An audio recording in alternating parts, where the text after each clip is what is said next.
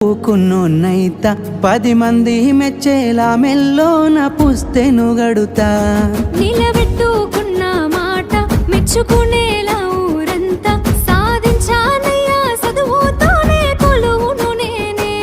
నా చిన్న చిన్న తప్పులను మన్నించినవే, నా పెద్ద పెద్ద ఆశలను గెలిపించినవే, ఎన్ను పూసైనా వెనకనున్నవే.